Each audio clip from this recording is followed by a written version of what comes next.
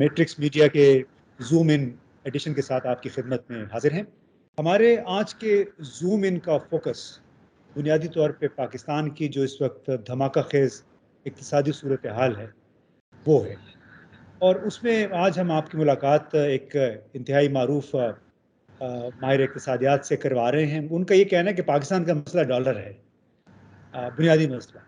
अब जाहिर है डॉलर तो हर मुल्क का मसला है, लेकिन इस मसले की वजह से पाकिस्तान में ख़ासतौर पे जो इस वक्त उफ्ताद आई हुई है वो कोई एक मुहिम्मा बनती जा रही है लोगों के लिए, और ये कि आखिर ये वजह क्या है। हमारे तरसीलात ज़र जो बैरूनी ममालिक से आते हैं कोई 30-32 अरब डॉलर के बराबर हैं, हमारी बरामदात कोई 25-30 अरब डॉलर के दरमियान है। उसके बावजूद यहाँ पे रोना हर वक्त डॉलर की कमी का है, जिसकी वजह से IMF ने हमें कर्जे की किस्त देनी है 1 अरब डॉलर की, और हमें नाकों चने चबवा दिए हैं।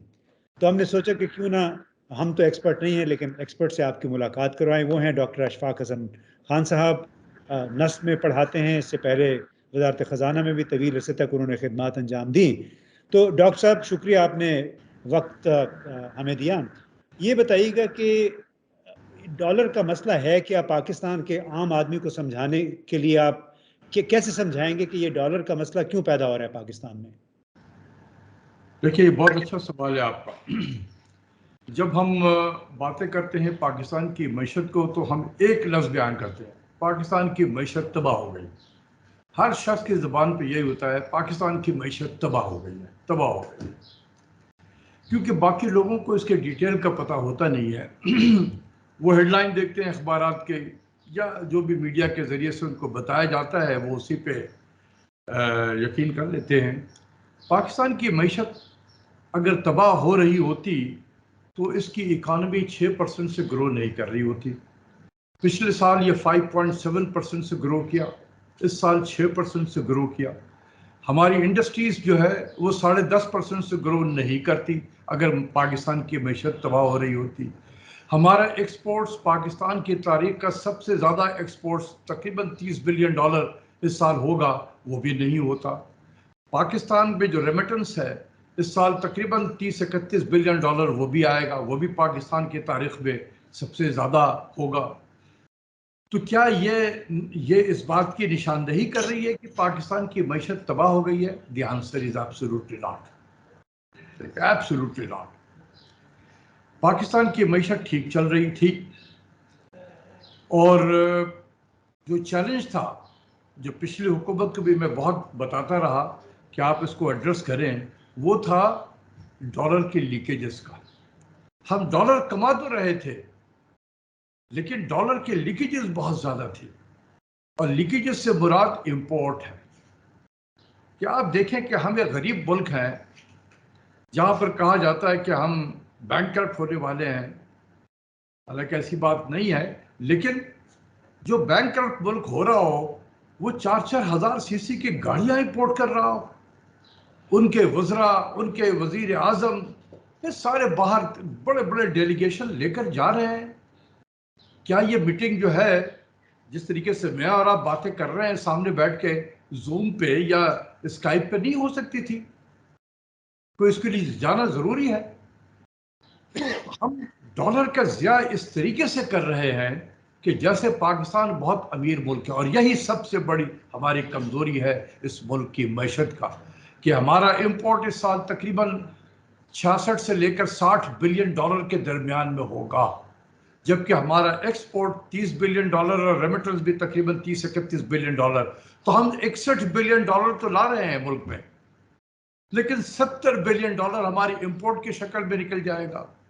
इसके अलावा हमने डेट की भी पेमेंट करनी है 10, 11, 12 बिलियन डॉलर। वो हमारा सबसे बड़ा मुश्किल काम है।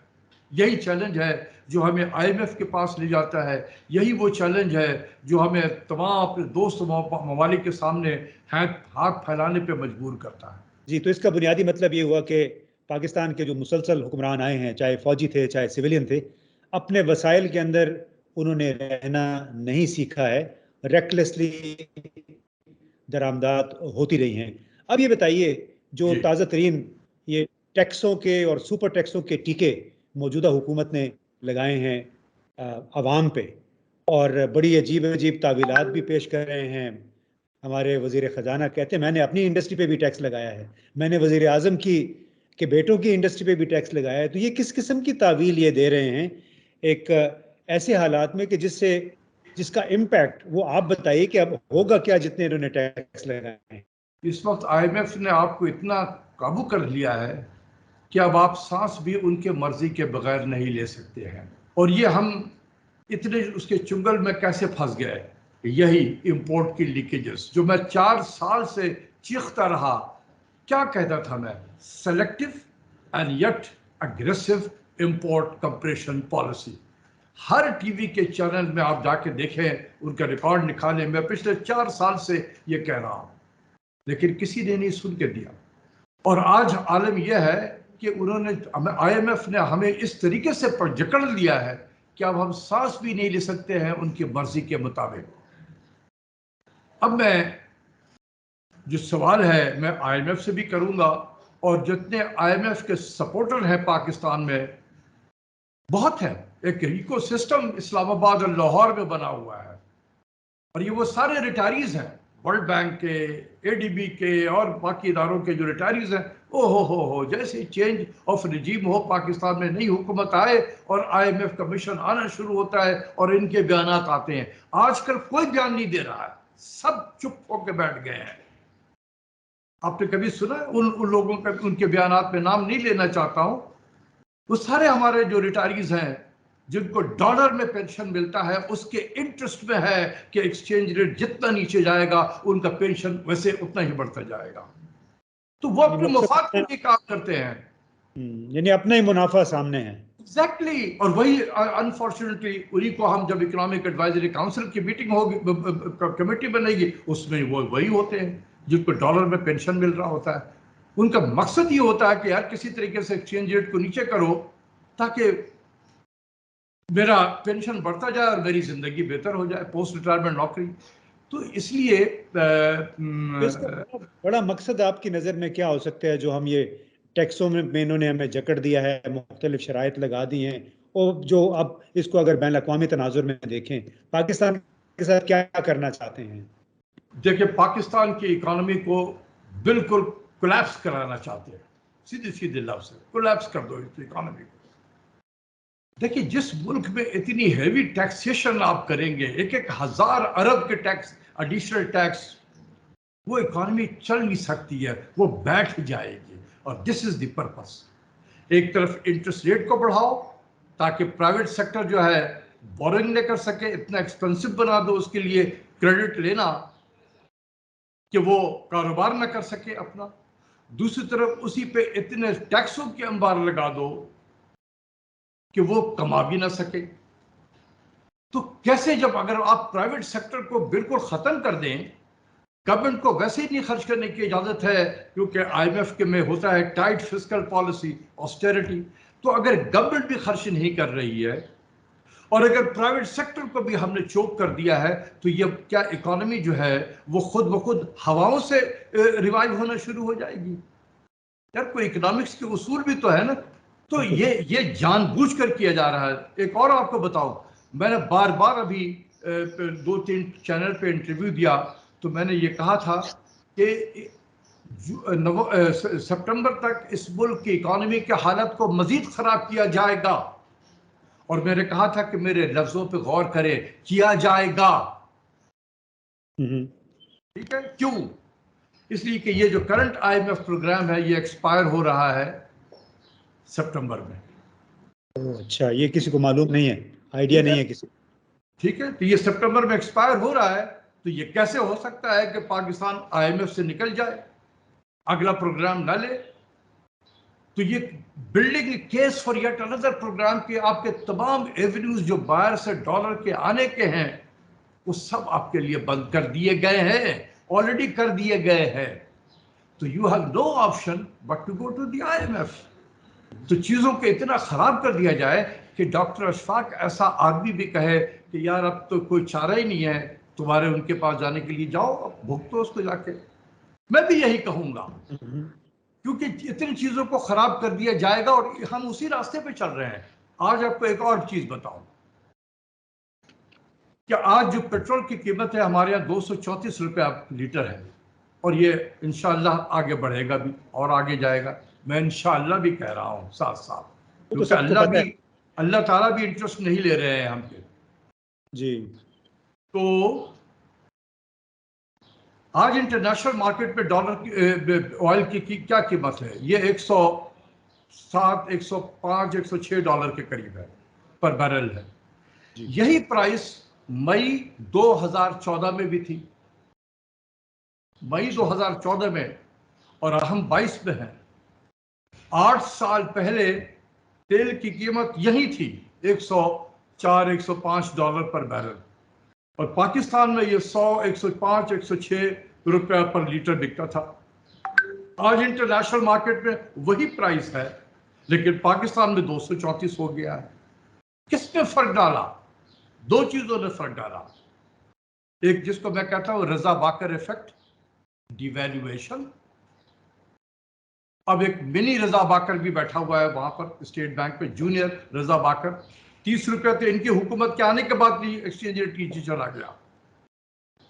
ठीक है, तो क्या हुआ कि कीमतें इंटरनेशनल मार्केट में आज से 8 साल पहले वाली मौजूद है, लेकिन पाकिस्तान में तकरीबन दुगना हो गया है तेल की कीमत।